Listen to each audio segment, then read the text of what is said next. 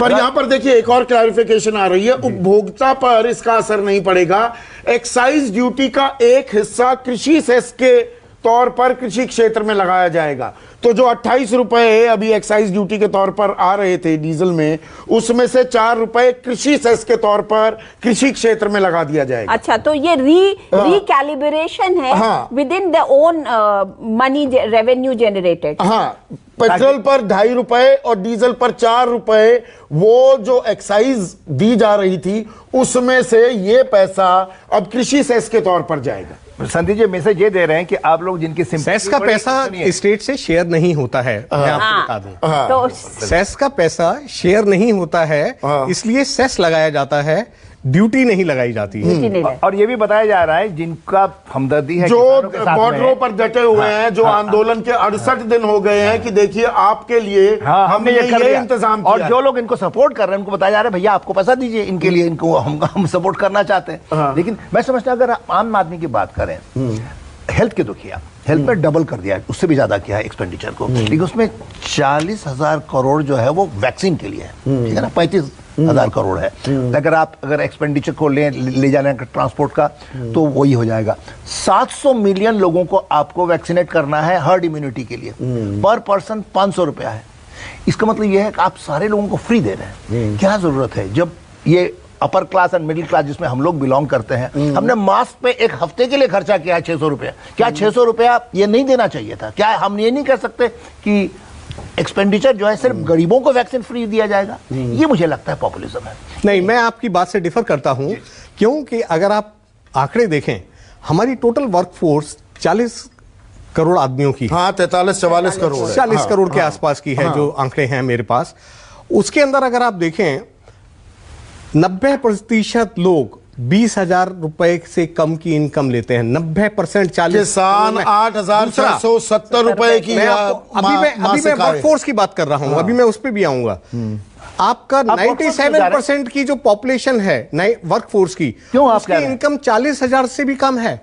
आप मायने रखिए, देखिए आज की डेट के अंदर जो किसान है, एवरेज किसान की जो इनकम है, जो हम बोलते हैं कि 55 पॉइंट है, कोई बोलता है 55.8% है, कोई कहता है 58.7% है, कोई भी परसेंटेज ले लीजिए, उसकी एवरेज इनकम आज की डेट के अंदर, मैं बड़े किसानों की बात नहीं कर रहा हूं, सबको मिलाकर 8,670 इसमें से अगर आप कार्व आउट कर दें 7.5% को, तो जो 50% वर्कफोर्स है एग्रीकल्चर के अंदर, उसकी इनकम 15,000 रुपए से भी कम है। सर 8,670 500 रुपए सरकार के माध्यम से अगर 5 लाख रुपए का इंश्योरेंस दे सकते हैं, तो 500 रुपए नहीं खर्च कर सकते उसके ऊपर?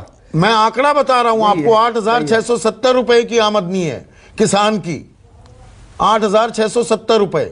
बताइए, देखिए भारतवर्ष का और चाइना का मिडिल क्लास जो है अगले 5 साल में दुनिया में एक बड़ा महत्वपूर्ण योगदान देने वाला अर्थव्यवस्था में। अगर आप कहते हैं 600 रुपया वो वैक्सीन के लिए नहीं दे सकता, कहते हैं नहीं सबके लिए हम फ्री कर रहे हैं, सर मैं इसके नहीं कर सकते। आपके प्राइवेट अस्पताल में जो जाएगा वैक्सीन के लिए वो अपना खर्चा देगा 600 रुपए। Cost of production is not that high. आप क्यों ये कहना चाहते हैं कि हम सारा 40,000 करोड़ या 35,000 करोड़ जो है सरकार से जाएगा, उसको लेके आप हेल्थ सिस्टम को स्ट्रेंथन कीजिए, गांव में शहरों में वेलबिंग सेंटर को मजबूत कीजिए। मुझे लगता है अच्छा, मैं एक चीज, सारे लोगों का कवर करना जरूरी नहीं था। नहीं, इसमें एक और बात यह है कि बजट होता है पूरे देश के लिए। दरअसल क्या है कि बजट अपने आप में, काला सूट गुलाबी अखबार वालों ने ये इंडिया की एक्सरसाइज बना दी है कि जी शेयर बाजार हो गया बम बम तो बजट बहुत अच्छा होगा, इंडिया इंक के जितने लोग आएंगे, मैंने आज तक किसी को नहीं सुना कि 8 से नीचे नंबर दे दे वो हमेशा बजट बहुत अच्छा होता है, हमेशा बहुत अच्छा होगा बजट। अब वी शेप्ड रिकवरी की बात हो रही है कि 11.5% हम बढ़ेंगे, बहुत अच्छी बात है, लेकिन हम पूरे देश को, समग्र भारत की बात कर रहे हैं ना प्रोफेसर साहब। बिल्कुल बिल्कुल। समग्र भारत की जब बात करते हैं तो दरअसल वी शेप्ड के बजाय क्या के शेप्ड रिकवरी हो रही है। अमीर और अमीर हो रहा है, जो गरीब है, जो मिडिल क्लास है, उसकी आमदनी दरअसल घट रही है, उसका बढ़ने का रास्ता दिखता है क्या बजट में? संदीप जी, आपका जो कॉमन मैन है, आम आदमी है, वो मिडिल क्लास है। मैं समझता हूं अभिजीत बैनर्जी को देखिए कि middle class is getting lot of benefit पिछले 7 साल में, लेकिन मैं समझता हूं कि 30% जो बिल्कुल बॉटम में है उनको मिडिल क्लास से अलग रखिए, उसके लिए कुछ कार्यक्रम बनाना चाहिए। मैं समझता हूं कि सही है, मिडिल क्लास को भी कुछ रियायत मिलनी चाहिए थी, जो निराशा हुई है, मुझे भी निराशा है। लेकिन लार्जली जो कैपिटल एक्सपेंडिचर को बढ़ाया गया है उसमें सिर्फ रोड पर एम्फेसिस है, ट्रांसपोर्ट पर नहीं, उस पे रेलवे पे है, ट्रांसपोर्ट पर है, पावर सेक्टर है। मॉडर्नाइजेशन के लिए जो डिजिटाइजेशन चाहिए, वेयरहाउसिंग चाहिए फार्मर्स के लिए, फार्मर्स उस पे भी है। मॉडर्नाइजेशन के लिए कितना पैसा अगर आप निकाल दीजिए, अगर ट्रांसपोर्ट सेक्टर को निकाल दें, 35% की इजाफा हुआ है कैपिटल एक्सपेंडिचर में, है ना, 35%। उसमें से अगर आप रोड और रेलवे ट्रांसपोर्ट को निकाल दें, मुझे लगता है कि जितना जरूरत था फार्मर्स के हैंड होल्डिंग के लिए, ये ट्रांसफॉर्मेशन चाहिए हमें। आम आदमी की भी तो रोजगार कहाँ मुहैया होंगे, रोजगार जाना, वो अपॉर्चुनिटीज क्रिएट होंगी इस खर्च से। जिसके पास रोजगार नहीं है उसके लिए सोचिए, जिसके लिए रोजगार नहीं है उसके लिए। इंफ्रास्ट्रक्चर के डेवलपमेंट में आम लोगों की जो लेबरर क्लास है, जो आप जिसको 30% बोल रहे हैं, उनके लिए वो काम मिलने की डेफिनेटली, हाँ, वो होगा। लेकिन जो आप के और वी शेप की बात कर रहे थे, मुझे लगता है कि अगले साल का 8 महीना तो के शेप्ड रहेगा। ये है ना एक अगले साल का 8 महीना जो है 3 क्वार्टर्स मुझे लगता है वो के शेप्ड रहेगा। उसके बाद वो शायद यू शेप में आएगा और वो यू शेप 2-3 साल रहेगा। वी शेप में अभी नहीं देख रही हूँ। मे बी आफ्टर 22-23 मैं वी शेप समझ सकती हूँ, लेकिन अभी तो मुझे 3 क्वार्टर्स मुझे के शेप लग रहा है। बिकॉज लोगों के पास जब तक पैसा आएगा तब तो कोई इन्वेस्ट करेगा, तब तक जो है वो, और भी जिनके पास है तो गिने चुने लोगों के पास है, तो वही और ज्यादा अर्न करेंगे। तो जब तक वो ट्रिकल डाउन नहीं करेगा वो यू शेप नहीं हो। मेरे साथ ऐसे विज भी, एक सेकंड अरुण, मेरे साथ, अच्छा एसके विज अभी उठ गए हैं। मैं रेलवे के निजीकरण की भी बात करना चाह रहा था, आप इसी बात को जोड़ रहे थे। इसी बात को मैं आगे जोड़ता हूं। बिल्कुल ठीक कह रही हैं अनुराधा जी। अगर आप देखें कि इस साल की जो एक्चुअल ग्रोथ होगी, पिछले साल की 7.5%, 7.75% जो भी हम बोल रहे हैं, उसको निकाल देते हैं, 11% 12% की जो हम ग्रोथ देख रहे हैं इस साल के अंदर, उसके अंदर अगर हम ग्रोथ के अंदर नेट ग्रोथ देखेंगे तो 3 या 3.5% से ज्यादा की नहीं होगी एक्चुअली। अगर हमारे को $5 ट्रिलियन की इकोनॉमी बनानी है और यू शेप टर्न लेना है, तो इसके अंदर हमारे को 10% की जीडीपी ग्रोथ रेट अगले 4 साल चाहिए। रियल जीडीपी 8 मान लो, नॉमिनल 11 से 12 हमें चाहिए। तभी आप 5 ट्रिलियन की इकोनॉमी और यू शेप इकोनॉमी देख सकते हैं। ये हमारे ना दर्शकों के सर पे से चली जाती हैं ये बहुत सारी बातें, वी यू जब हम करने लगते हैं, रियल नॉमिनल। मैं बड़ी आसान भाषा में आपकी इजाजत से, और आप बताइएगा मैंने गलत तो नहीं बोला, प्रोफेसर अमिताभ कुंडू, देखिए दर्शकों, दरअसल होता क्या है कि हमने 23.9% का गोता खाया, फिर 7.5% का, पूरे साल का गोता 7.7% है। आसान भाषा में इसे कहें, आप फर्ज कीजिए आपकी वक़्त या देश की वक़्त 100 रुपए, तो वो गिरकर 2020-21 में वो हो गई 92 रुपए 30 पैसे, और अगले साल हम 11.5% बढ़ेंगे, तो वो हो गया लगभग 10.5 रुपए, और बढ़ा लो उसमें, तो वो हो जाएगा 103 रुपए, 103 रुपए। और इन 2 सालों में अगर हम 8% से बढ़ते, जो हमारा न्यू नॉर्मल हम मानकर चल रहे थे, तो हम पहुंच जाने चाहिए थे लगभग 117 रुपए पर। गलत तो नहीं कह रहा हूं। तो 2022 के एंड में भी जहां हमें 117 पर होना चाहिए था, हम 103 पर आए।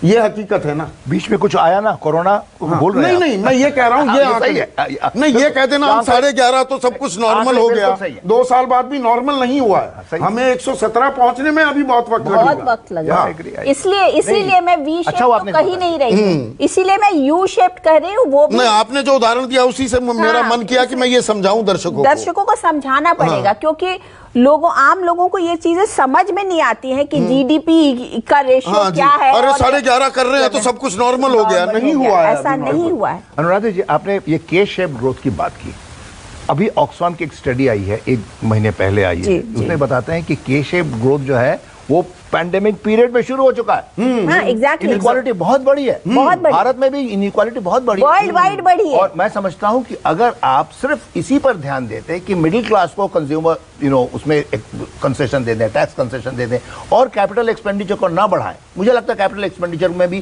कुछ सोशल सेक्टर, स्ट्रेटेजिक सेक्टर में बढ़ाने की और ज्यादा गुंजाइश थी। लेकिन अगर नहीं करते तो के शेप और ज्यादा शार्प होता। ये सही कह रहे हैं आप, यू शेप ग्रोथ शायद आएगा 1 साल के बाद, लेकिन इस वक्त जो है इनइक्वालिटी बढ़ेगी। लेकिन मुझे लगता है कि अगर कैपिटल इन्वेस्टमेंट पर जोर नहीं दिया गया होता तो के की जो एंगल है और ज्यादा नहीं, हम जो इतना 1 मिनट अरुण 1 मिनट रुकिएगा प्लीज। अनुराधा, देखिए, जब भी budget, it's not just an economic document, ये आर्थिक पॉलिटिकल डॉक्यूमेंट होता है। तो आज जो एनेक्स्चर में डायरेक्ट टैक्सेस में क्या कुछ नहीं हुआ है, वो एनेक्स्चर में डालकर और यकायक बैठ गई। मैं और अरुण स्टूडियो में बैठे हुए थे और मैं सोच रहा था कि अभी तो 15 मिनट और लगेंगे, अभी डायरेक्ट टैक्सेशन के प्रपोजल्स होंगे। चलिए, आपने कोई बदलाव नहीं किया, क्योंकि ये सिर्फ एक आर्थिक दस्तावेज नहीं है, ये एक राजनीतिक स्टेटमेंट, बयान दिया जाता है संसद के पटल से। यह देश को समझाने की जरूरत थी कि हमने आपको कोई भी बदलाव या कोई भी राहत किस लिए नहीं दी। ये भी और थोड़ा सा तफसील में समझाना चाहिए था।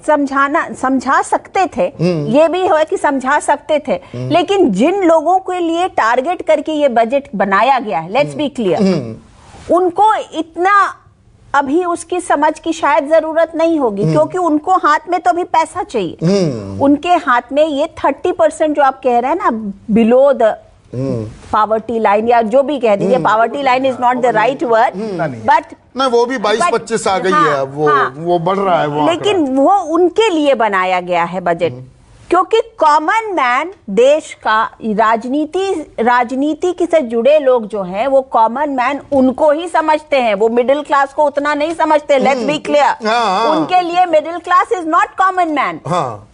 Middle class is not common man. Middle class तो दरअसल 4-5% है इस देश की। Middle class is growing population.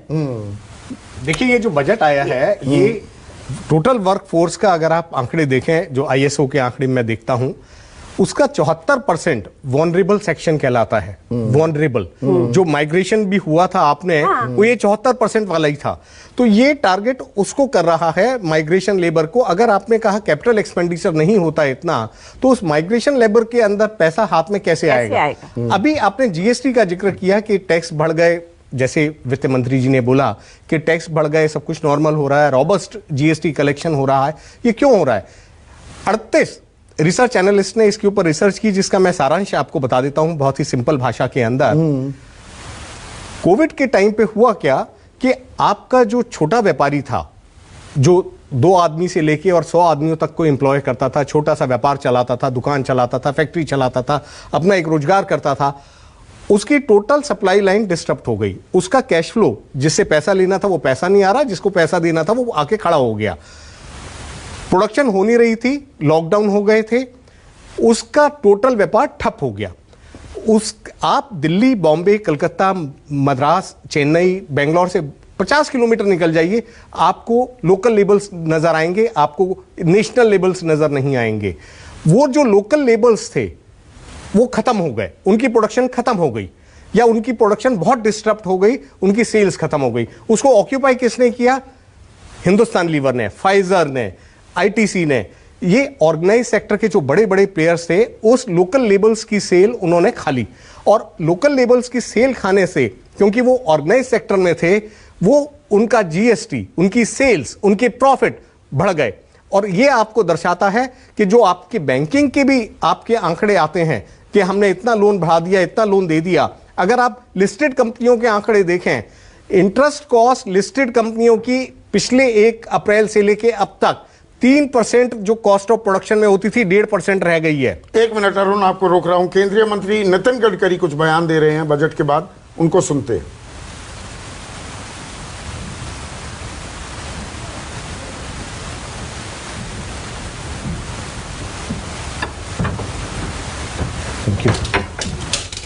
आवाज बुलंद किया जाए। ऑडियो नहीं आ रहा है, कोई बात नहीं। पर चर्चा को आगे बढ़ाएंगे। जो बात अरुण कह रहे थे प्रोफेसर कुंडू, ये एक अहम बात है। देखिए, इकोनॉमी जब चलेगी और हम मेड इन इंडिया पर बहुत तवज्जो दी है, जो टैबलेट भी है मेड इन इंडिया टैबलेट, ये भी अपने आप में एक स्टेटमेंट है। वो मेक इन इंडिया, उसको हम बीच में भूल गए थे, stand up India, startup India, skill India. लेकिन क्या आपको पॉलिसी डायरेक्शंस मिल रही हैं इस बजट में कि मेड इन इंडिया, और जो इशारा कर रहे थे, जो छोटे मझोले सूक्ष्म उद्योग हैं जो लगभग बर्बाद हो गए हैं या खत्म होने के कगार पर हैं, big businesses are taking over, उनको रिवाइव करने की भी पॉलिसी डायरेक्शन दिखी आपको इस बजट में? मुझे लग रहा था कि अरुण जी शायद कोई फंडामेंटली डिसएग्रीमेंट कर दिखाने वाले हैं। मुझे तो वही बात कह रहे हैं कि इनइक्वालिटी बहुत शार्पली बढ़ी है। लोअर लेवल पे जो एंटरप्रेन्योर्स थे, ट्रेडर्स थे, उनकी बिजनेस ठप हो गई, उसकी वजह से अनएम्प्लॉयमेंट बढ़ा, और वो भी वो उस तबके में जो अनऑर्गेनाइज सेक्टर। और जो एम्प्लॉयमेंट वापस मिला भी है, this is more disguised employment, and also the fact कि कोई 30,000 रुपए कमा रहा था, वो 10,000 की नौकरी कर रहा है। अब वो कहने को खाते में चढ़ गया CMI के कि नौकरी वापस मिल गई है। बिल्कुल सही है। अंडर एम्प्लॉयमेंट है, इसमें कोई शुबा नहीं है। लेकिन जो पॉलिटिकल स्टेटमेंट की बात कर रहे हैं, मुझे लगता है ये मैसेज दिया गया कि हम लॉन्ग टर्म ग्रोथ को हम कंसिडर कर रहे हैं। अगर 1963 के बाद में देखें, कैपिटल एक्सपेंडिचर को इग्नोर कर दिया गया था, उसकी वजह से अर्ली 70s में, लेट 60s में स्लंप आ गया था, ग्रोथ रेट काफी कम हो गया। तो सरकार जो खर्च करने को तैयार है, this is the biggest take away of the budget. बिल्कुल, मुझे लगता है, और कि हम खर्च लॉन्ग टर्म इंटरेस्ट को, क्योंकि उनको लगता है कि अगला 4 क्वार्टर में मिडिल क्लास के पास इतना अनस्पेंट मनी है, फोर्स सेविंग है, उससे ग्रोथ को 4% तो बढ़ाना है, जैसा आपने बताया। 19-20 की तुलना में 21-22 में 4% बढ़ाना है, वो बढ़ जाएगा। लेकिन आगे अगर ग्रोथ रेट को सस्टेन करना है तो कैपिटल एक्सपेंडिचर चाहिए। मुझे लगता है स्ट्रेटेजिक सेक्टर में कैपिटल फिस्कल स्टिमुलस की तो संभावना पूरी खत्म हो गई। फिस्कल स्टिमुलस के बिना ये हो जाएगा? फिस्कल स्टिमुलस को थोड़ा बहुत तो आना चाहिए था, लेकिन मुझे ऐसा लगता है कि अगले 4 क्वार्टर में मिडिल क्लास ने इतने, देखिए कोई फॉरेन ट्रिप नहीं हुआ, इंडिया के अंदर ट्रिप नहीं हुआ, बच्चे जो बाहर जाने वाले थे वो नहीं जा पाए, ये पैसा सब मिडिल क्लास पास पड़ा हुआ है। और इसमें यहाँ पर एक और चीज दर्शकों आपको समझाने की जरूरत है। ये दरअसल हमारी भी थोड़ी कारस्तानी है मीडिया वालों की। हम 1 फरवरी, पहले 28 फरवरी को ऐसी तारीख मना देते थे कि पूरे देश की आर्थिक दशा और दिशा वो उसी दिन तय होनी है, उसके बाद कुछ नहीं किया जा सकता, फिर भैया अगले साल का इंतजार करो। जबकि पिछले साल भी हमने देखा अनुराधा, 4 बार, मतलब 4 बजट पेश किए गए। डॉक्टर मनमोहन सिंह के बाद आ गया था, तो ये पॉलिसी इंटरवेंशन और डायरेक्शंस कभी भी दिए जा सकते हैं। ये ना माने कि आज जो कह दिया वो बस पूर्ण विराम लग गया, अब और कुछ नहीं होगा पॉलिसी डायरेक्शन को लेकर। This could be seen as a vision कि भाई दिस इज द विजन, उसका बेसिक सरकार पैसा खर्च करेगी, उसका बेसिक बैंकों को रिकैपिटलाइज करेगी, स्वास्थ्य पर वो ध्यान देने वाली है, इंफ्रास्ट्रक्चर आधारभूत ढांचे में कहीं ना कहीं रोजगार भी उत्पन्न होंगे अगर पैसा जाएगा। मोटी डायरेक्शन हम इसमें जा रहे हैं, मोटी डायरेक्शंस दे दिया है। लेकिन पॉलिसी इंटरवेंशंस के लिए तो आपको 365 दिन तैयार रहना चाहिए, आई थिंक। और ये भी बता दिया है सरकार ने टैक्स में कोई रियायत ना देकर कि देखिए दरअसल हमारा खजाना लगभग खाली है, हम बहुत टाइट सिचुएशन में है, ये भी देश को बताया गया है। देश को बताया है। और हमारे हिसाब से जिनको हमको टारगेट करना है वो है इस लेवल के लोग, और हमें उनको टारगेट करना और उनके हाथ में पैसा देना है। इससे मैं पूर्ण तरह से सहमत हूं। लेकिन संदीप जी का ये कहना है कि मध्यम वर्ग के आंसू पोंछने के लिए 5 मिनट और निर्मला सीतारमण जी को बोलना चाहिए था, एक आध शेर और शायरी भी सुना देते। मुझे लगता है बजट में मुझे शेर और शायरी बहुत अच्छी नहीं लगती। उन्होंने सीधा सीधा कहा कि मध्यम वर्ग को अपने बल पे अगले 4 क्वार्टर में सस्टेन करना है, थोड़ी बहुत कंसेशन दे सकते हैं, लेकिन लॉन्ग टर्म ग्रोथ के लिए कैपिटल एक्सपेंडिचर बढ़ाया गया है, और मुझे लगता है वो ठीक है। और उन्होंने बोला भी है कि जो ये एक्सपेंडिचर बढ़ा रहे हैं इसको वो इक्वलाइज करेंगे 2026 तक। एक और मेहमान हमारे साथ जुड़ गए हैं, विलियम उजैन, को चेयर हैं FICCI committee on climate change and plastic waste management. Mister William, how would you rate the budget? Is it according to the expectations and also the times that we are living in? You see an imprint of the COVID times we are living in. The government has increased the fiscal deficit target to 6.8%. How do you see the budget?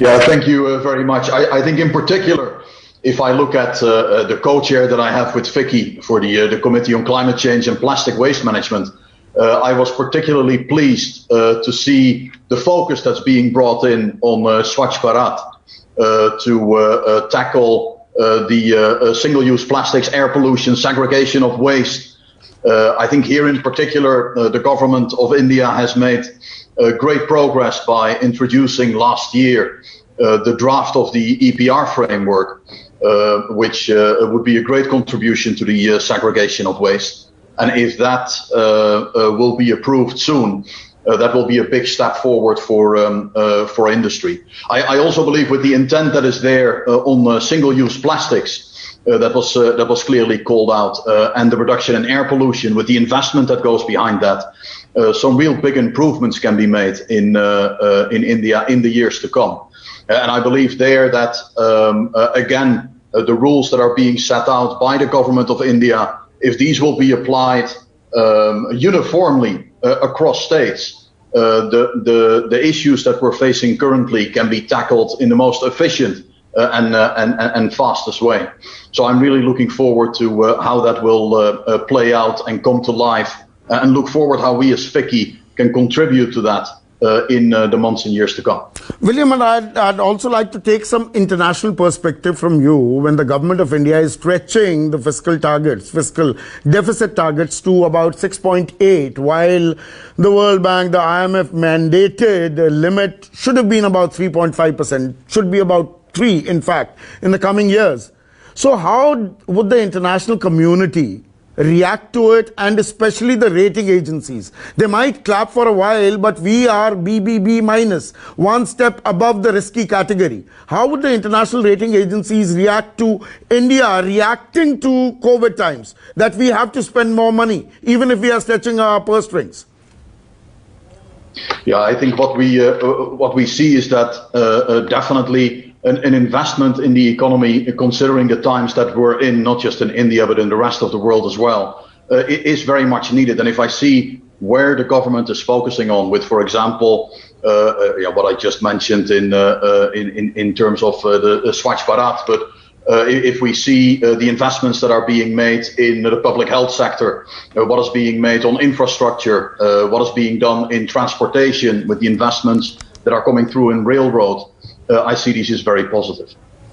तो आप thank you so much William जो कह रहे हैं कि दरअसल जो focus दिख रहा है सरकार का, स्वच्छ भारत स्वस्थ भारत, इस बजट में उसकी छाप दिखी है और उसका वो स्वागत कर रहे हैं।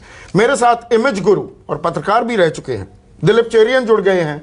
और दिलीप, सरकार की इमेज, आप क्योंकि इमेज गुरु हैं, ये जो बजट आया है, हम खर्च करने को तैयार, वित्तीय घाटा हम बढ़ा देंगे, 6.8% तक ले जाएंगे, स्वास्थ्य पर तवज्जो, स्वच्छ भारत की भी बात हो रही है, made in India is making a comeback, तो क्या इमेज आ रही है सरकार की आज इस बजट पेश होने के बाद?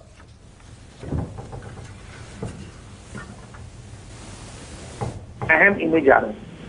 एक तो यह है कि ये गवर्नमेंट को पता चल गया कि पब्लिक हेल्थ इंफ्रास्ट्रक्चर में बहुत ज्यादा इन्वेस्ट करना उचित है इस वक्त, और उससे फायदा पूरे इकोनॉमी को मिलेगा। एक दूसरी चीज, गवर्नमेंट प्रिपेयर कर रहे हैं कि ये जो हेल्थ पैंडेमिक इस वक्त हमारे राष्ट्र को बहुत नुकसान दिया है, वो आगे जाकर जैसे पैंडेमिक ना हो इसके प्रिपरेशन कर रहे हैं। ये एक इमेज है। दूसरी छवि ये है कि फॉरेन इन्वेस्टमेंट्स को हम वेलकम कर रहे हैं इस वक्त, क्योंकि आप अगर देखें ये नया इन्वेस्टमेंट बैंक की जो जिक्र है, वहां पे भी फॉरेन डायरेक्ट इन्वेस्टमेंट का वेलकम करने का तैयारी है। दूसरी चीज, बड़े बड़े इंश्योरेंस कंपनीज में, जो प्राइवेट इंश्योरेंस कंपनीज है, वहां फॉरेन इन्वेस्टमेंट बढ़ा दिए हैं। तो मेरे ख्याल में ये 2-3 चीजें बहुत इंपॉर्टेंट है, और गवर्नमेंट ने ये भी कहा है कि मार्केट से बोरोइंग करेंगे, वो भी बाहर के बैंक, बाहर के इंस्टीट्यूशन वो देख के प्रसन्न होंगे। पर एक चीज हमें ये याद रखना पड़ेगा, जब गवर्नमेंट कह रहे हैं कि हम ग्लोबल इकोनॉमी से जुड़ना चाहते हैं, उसी टाइम आत्मनिर्भर पे हम जो कह रहे हैं, वहां बहुत सारे चीजों पे ड्यूटीज बढ़ाए गए हैं।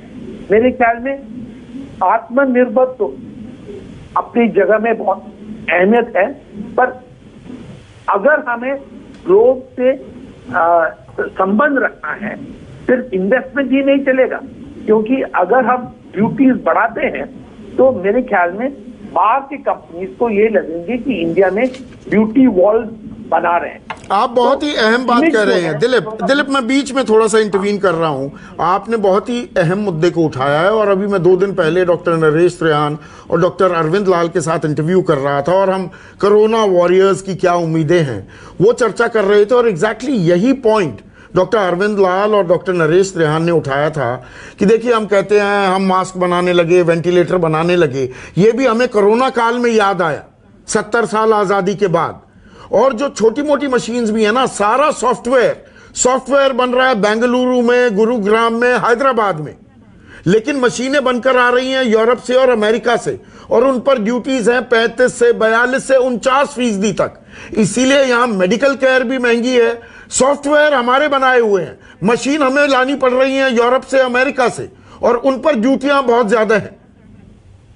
तो जो आप कह रहे हैं अगर हमें वेस्ट के साथ भी कदमताल करना है तो ये ड्यूटी तो घटानी पड़ेगी और ये हमारे फायदे के लिए भी होगी, आम आदमी के लिए भी होगी। ड्यूटीज अगर हम नहीं घटाए तो मेरा डर ये है कि हमें जो इंडिया में प्रोड्यूस करना चाहिए और जो कंज्यूमर गरीब स्तर से लेके एकदम ऊपर तक जो एक्सपेक्टेशंस अब उभर के आ चुके हैं उसको हम चेंज करना बड़ा मुश्किल होगा अब, क्योंकि नए जनरेशन, नए पीढ़ी के लोग जो है वो यूज हो गए हैं कि एक तरह का मशीन, एक क्वालिटी का मशीन, ये सब।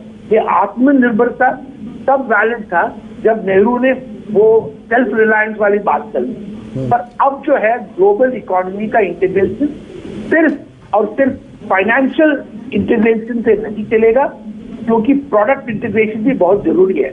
जैसे ऑटोमोबाइल सेक्टर में कई आइटम्स पे ड्यूटीज बढ़ाए गए हैं।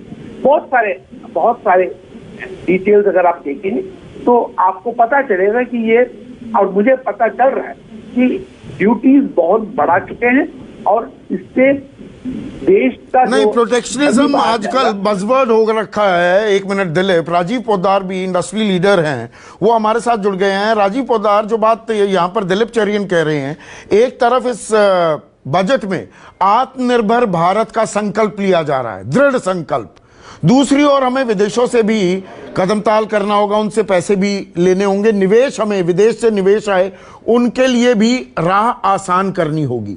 तो ड्यूटीज बढ़ाए रखेंगे, प्रोटेक्शनिज्म की भी बात करेंगे, तो ये कदमताल कैसे होगी? जी पहले तो गुड आफ्टरनून। थैंक यू जी। उसमें आपका कहना सही है, हाँ, बट हम लोग क्या है कि हम बनाना चाह रहे हैं मेक इन इंडिया और आत्मनिर्भर इंडिया को बनाना है। हमारे पास ना तो उतनी स्केलेबिलिटी के लिए पैसे हैं, तो हमारे इंडस्ट्रियलिस्ट के पास नहीं है, तो we have to open our markets for foreign investment and I think this is a very very positive step, specially when we are talking on long term investments like the DIF, you know, where you need a large amount of capital for a long term. So that would only come with foreign pension funds, foreign investors, and I'm happy the government has opened that up for them. Rajiv, आपसे बातचीत हम जारी रखेंगे। एक मजबूरी हमारी है, थोड़ा हमें भी एड से जो पैसा आता है वही हमारा जरिया है चैनल चलाने का। एक ब्रेक की दरकार है, एक छोटा सा ब्रेक लेंगे, ब्रेक के बाद चर्चा को आगे बढ़ाएंगे। नमस्कार, मैं हूं मानक गुप्ता।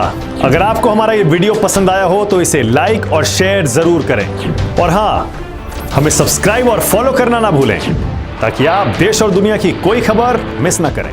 तो जुड़े रहिए हमारे साथ और देखते रहिए News 24।